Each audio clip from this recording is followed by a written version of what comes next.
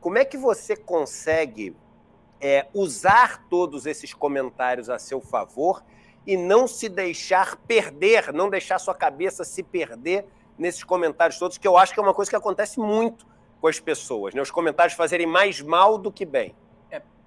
Se você não está preparado para ler os comentários, para ver o que se passa ali, você não está preparado para estar na vida real, porque aquilo ali nada mais é do que um reflexo, um retrato da vida real. Então, quando você diz, eu não vou ler os comentários, eu não vou ver o que estão falando, na verdade, de alguma maneira, você está se isolando em uma realidade paralela, em uma bolha, aonde você fica preso a uma zona de conforto. Isso pode te levar ou a uma acomodação ou a, dependendo da comunidade que é formada ali, há pessoas que vivem em realidades paralelas, como aconteceu com o ápice aí do quão essas realidades paralelas podem causar, foi o que aconteceu no dia 8 de janeiro. Porque são pessoas que não... aquelas pessoas que estavam ali, naquele acampamento golpista, eram pessoas que não se submetiam ao contraditório, que só recebiam notícias de um grupo específico de militantes e etc. Então, assim, eu compreendo, mas esse, Eduardo, é o mundo real. Né? Vamos lembrar que as redes sociais são um retrato da sociedade. Na sociedade, no mundo real, todo mundo aplaude o Janones, todo mundo gosta do Janones, todo mundo segue o que o Janones diz? Não. Tem pessoas que criticam, tem pessoas que não gostam, tem pessoas que falam mal, tem pessoas que querem, que torceram para eu perder as eleições e etc. Assim como tem pessoas que aplaudem, que torcem, que gostam e etc. Então, é um retrato da vida real. Então, eu busco essa questão da leitura dos comentários, de estar atento ao que está acontecendo ali, eu busco justamente nisso, não perder o contato com as bases, como eu disse, e também não me isolar, não entrar numa realidade paralela onde todo mundo me aplaude, onde todo mundo gosta de mim, etc. Então, eu vejo isso como positivo, eu vejo como... Você até usou várias vezes na campanha críticas, e a gente chegou até a conversar sobre isso, e você fazia um olhar para mim quase que como se você estivesse comemorando quando ou um filho do Bolsonaro ou alguém pegava e fazia uma postagem te criticando. Você transformava aquilo num objeto de interesse para poder responder na hora certa e fazer daquilo enfim, um super evento que te voltava a seu favor, né? Talvez a gente tenha chegado agora no ponto principal desse nosso bate-papo aqui. Mas o fato é que nas redes sociais reina absoluto o jargão, né, a máxima de que falem mal, mas falem de mim.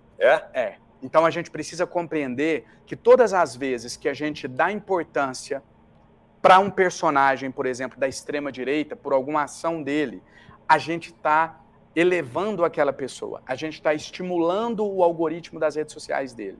A gente teve recentemente, e eu justamente... E eles sabem disso? Eles sabem disso, tudo é um método. Eu até, para colocar em prática o que eu estou dizendo, eu não vou citar o nome, mas recentemente um deputado do meu estado, da extrema-direita, ele cometeu um ato, ele cometeu um crime, usando a tribuna da Câmara dos Deputados, um ato de preconceito, e aí o campo progressista todo veio, né?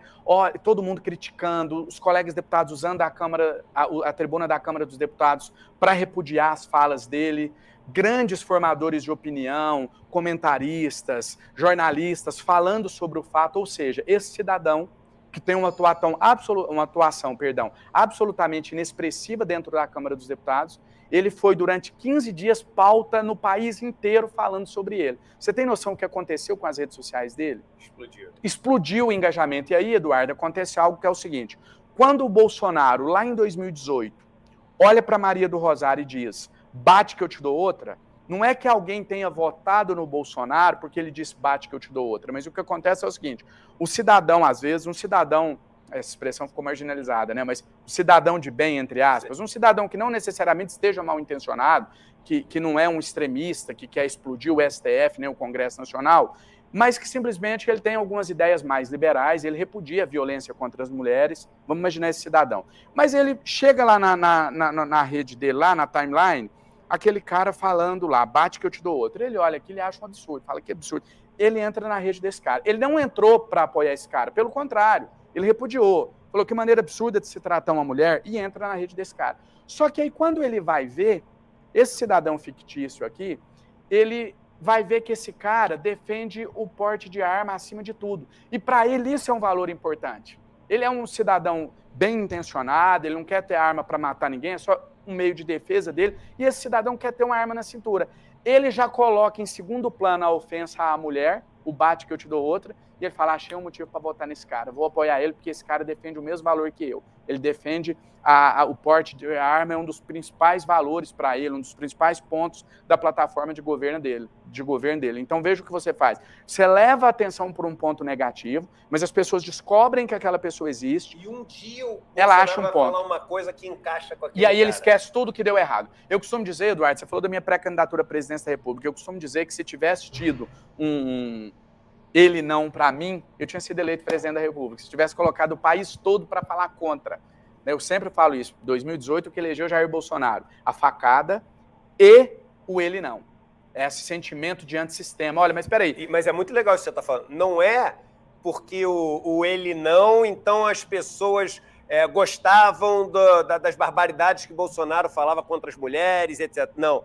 Isso deu atenção para o Bolsonaro e essa atenção deu a ele a chance de encontrar alguma coisa que conectava com o cara. Seja a privatização de uma empresa que ele falava que ia privatizar porque o Guedes estava ali com ele, seja qualquer outra coisa que encaixava com o que essas pessoas imaginavam. O exemplo que eu citei aqui agora, vamos chamar de João. O João, ele é contra o bate que eu te dou outra, ele é contra todas aquelas falas preconceituosas, mas ele entrou lá e falou, esse cara defende o que para mim é o principal, eu preciso ter o direito de me defender, eu preciso ter uma arma na minha cintura. Aí ele esquece todo o restante e ele encontra aquela identificação, ele se identifica ali naquele princípio, naquele valor que para ele é o mais importante. Por que eu brinquei aqui dizendo, né? Se eu tivesse tido um Janones não, eu tinha sido eleito presidente da República. Eu cheguei a 3 pontos nas pesquisas presidenciais, tendo 15, 20% de taxa de conhecimento. Então, quer dizer, se as pessoas, vamos imaginar que o país todo criasse um grande movimento contra a minha candidatura.